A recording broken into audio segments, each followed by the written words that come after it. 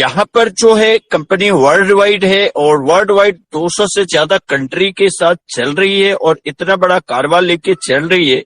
इसीलिए अभी ये सारा चीज जो है, सारी बातें जो है वो बिल्कुल पाइपलाइन में है, वर्किंग में है और आगे आने वाले समय में हम देखेंगे सभी कुछ ठीक होगा। जैसे आपके पास 1000+ की टीम है, बहुत सारे लोगों के पास लाखों की भी टीम बना के बैठे हुए, बहुत सारे लोगों के पास इतने सारे लोग हैं। मैं तो ऐसे ऐसे लोगों को जानता हूं जिनका कि लगभग जो है 20,000 के आसपास डायरेक्ट उन्होंने स्पॉन्सरशिप किया है, स्पॉन्सर डायरेक्ट उनके मेंबर्स हैं। तो ऐसे ऐसे लोग हैं और बहुत बड़ी बड़ी टीमें बना करके लोग बैठे हुए। लेकिन कंपनी अपना काम कर रही है, अपने हिसाब से काम कर रही है। कंपनी लीडर बेस्ड नहीं है, कंपनी मैनेजमेंट बेस्ड है और मैनेजमेंट जो डिसीजन लेता है उसके अनुसार से कंपनी काम कर रही है। मैनेजमेंट जो डिसीजन लेता है वो तत्काल के को देख करके नहीं लेता कि हमें इस महीना क्या करना है या अगले महीना क्या करना है। कंपनी अपने लंबी प्लानिंग के लिए काम कर रही है, कंपनी बड़ी प्लानिंग के साथ काम कर रही है और आने वाले समय में हमें सभी कुछ जो है दिखाई देगा।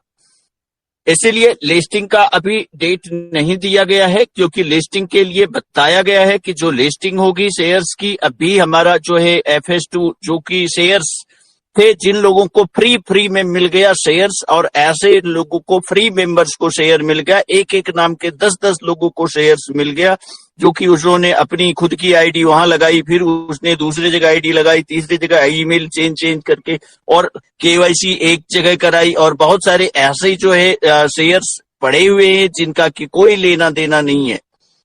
तो वो सब सारे शेयर्स जो जितने सारे आईडी थी जो कि पिछले 1-1.5 साल से लोग लॉगिन तक नहीं कर रहे, लोग जो है अपने मोबाइल नंबर भी अपडेट नहीं किए, वो तो देखा जाता है, वो तो किया जाता है कि ये कौन है, आखिर है भी या कि डमी आईडी है। बहुत सारे लोगों ने अपनी डमी आईडी लगा के मतलब वो आईडी है ही नहीं, वो इंसान है ही नहीं। तो ये डमी आईडी और ये कौन है नहीं है, किसी ने 5 साल के बेटे का भी आईडी लगा दिया, किसी ने 8 साल के वो उसको अभी आईडी लगा दिया, किसी ने क्या कर लिया। बहुत सारी ऐसी बातें हैं जहां पर कि वो सारी शेयर्स जो है ऐसी जो कि फ्री की मिल रही है, उसके खरीदने के किसी को पैसे तो लग नहीं रहे थे, तो फ्री की जो है काफी सारे ऐसे शेयर्स है। और जब कंपनी को लिस्टिंग में जाना है और कंपनी को पब्लिक लिस्टिंग में जाना है तो कंपनी 80% शेयर्स जो है वो शेयर होल्डर आम पब्लिक को बनाएगी और उसके लिए कंपनी ने जो शेयर्स का अलॉटमेंट किया है और किसी से कोई फ्री मतलब चार्ज नहीं किया।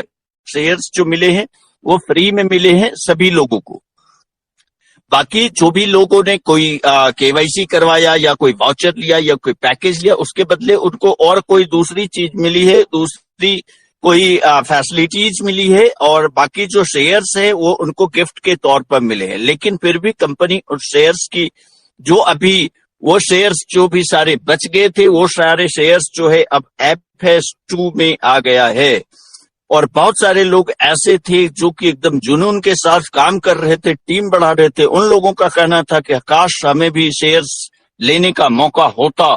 तो कंपनी ने देखा कि ये सारे लोगों को ये ऐसा लावारिस शेयर्स पड़े हुए हैं जहां जिसका कोई देखने वाला नहीं है, तो वो सारे शेयर्स को अब रिमूव करके कंपनी जो है वही शेयर्स FS2 के नाम से अभी गिफ्ट में दे रही है। जो भी लोग अभी अपना सिर्फ वाउचर परचेज कर रहे हैं अपनी टीम के लिए, तो उनको जो है शेयर्स मिल रहे हैं, क्रिप्टो भी मिल रहे हैं। और ये शेयर्स जैसे ये FS2 का प्रमोशन पीरियड ओवर होगा, खत्म होगा, उसके बाद जो है कंपनी बाईबैक प्रोग्राम में जाएगी और बाईबैक प्रोग्राम के लिए भी कंपनी ने जो है पहले से ही व्यवस्था कर लिया है। फंड की व्यवस्था कंपनी जब से न्यू एरा 2.0 स्टार्ट हुई है, तो 2.0 जो 18 यूरो वाले कार्यक्रम जब से स्टार्ट हुई है जा लाइफस्टाइल 2.0, उसके कंपनी के प्रॉफिट का एक पार्ट जो है उसमें कुछ हिस्सा इस फंड के लिए जा रहा था, जो कि कंपनी उस फंड से जो है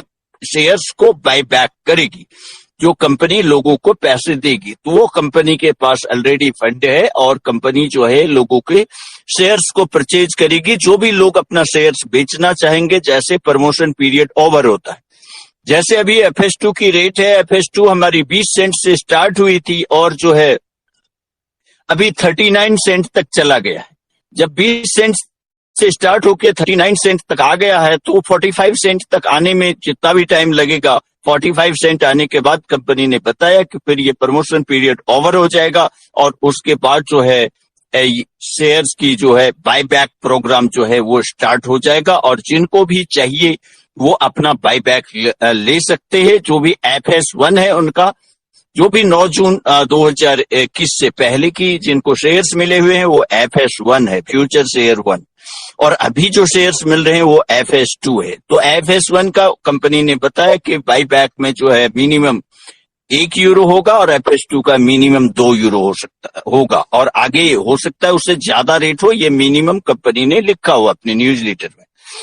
तो जो भी लोग अपना शेयर्स को देना चाहे, बेचना चाहे, तो वो कंपनी को बायबैक प्रोग्राम में जा सकता है। लेकिन फिर बायबैक प्रोग्राम में जाएगा तो फिर पैसा आएगा कैसे लोगों के अकाउंट में? तो कंपनी वहां पे अटकी हुई है, वहां पे लटकी हुई है, वहां पे बात बन रही है जो कि डेबिट कार्ड वाली बात थी कि लोग डेबिट कार्ड के थ्रू जो है पेमेंट निकालेंगे, लेकिन डेबिट कार्ड प्रोवाइडर ने धोखा दे दिया। पिछले 5-6 महीने से वो लटकाया हुआ था जो कि अभी ये है वो है, अब दे रहे। तो बाद में जब उनसे क्लियरली पता किया गया तो फाइनली जाकर के वो डिनाई किया। तो अब जो है उसके लिए अब अलग अलग जो है क्षेत्रों के अंदर जो है वो दिया जाएगा। जैसे एशिया रीजन के लिए कौन प्रोवाइडर है या अफ्रीका रीजन्स के लिए कौन डेबिट कार्ड, क्रेडिट कार्ड के मतलब डेबिट कार्ड या प्रीपेड कार्ड कौन प्रोवाइड करेगा, तो उसके अकॉर्डिंग जो है कंपनी उस सर्च में लगी हुई है और वो भी कंपनी की बात जो है बिल्कुल बनने वाली है। कंपनी ने बताया अपने न्यूज लेटर में कि हमारी जो है वो आगे अभी हम जस्ट जो है उस डील के क्लोज तक पहुंचने वाले हैं, डील खत्म होने वाली है, तो आगे जो है उसकी जानकारी आने वाले समय में न्यूज लेटर में देंगे। उससे आगे और भी कंपनी ने एक और स्टेप उठाया है कि जो कि अपने वेबसाइट्स को अच्छे ढंग से डिजाइन कर रही है और उसके अंदर ऐसा एक सिस्टम ला रही है जो कि आप क्रिप्टो में पेमेंट ले सकेंगे। तो क्रिप्टो में पेमेंट ले सकेंगे तो आप अपने जो भी लोग बायबैक लेंगे, शेयर्स को बेचेंगे या जो भी उनकी MLB की कमीशंस होगी, जो भी वहां पे कमीशंस होंगे, जो भी आपकी इनकम होगी, तो आपके कमीशन के रूप में वहां पे होगा और वहां से आपके अकाउंट तक जाने के लिए कुछ न कुछ जरिया चाहिए।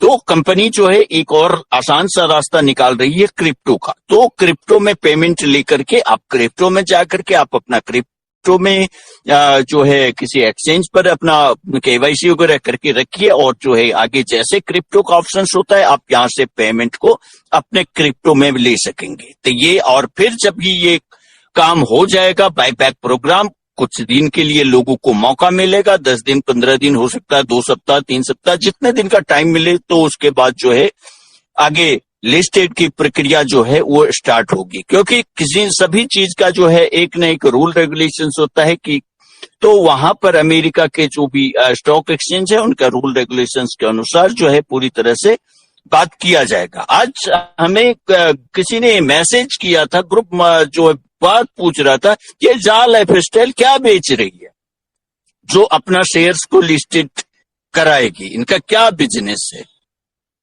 इनको आश्चर्य लगा। मैंने उनको दूसरा क्वेश्चन किया, क्वेश्चन का जवाब क्वेश्चन से दिया। मैंने उनको पूछा, एक बात बताओ, ट्विटर क्या बेचती है? ट्विटर को तो आप जानते होंगे, ट्विटर क्या बेचती है, उनका क्या बिजनेस है? व्हाट्सएप क्या बेचती है, उनका क्या बिजनेस है? लेकिन उनके शेयर्स की वैल्यू है कि नहीं मार्केट में?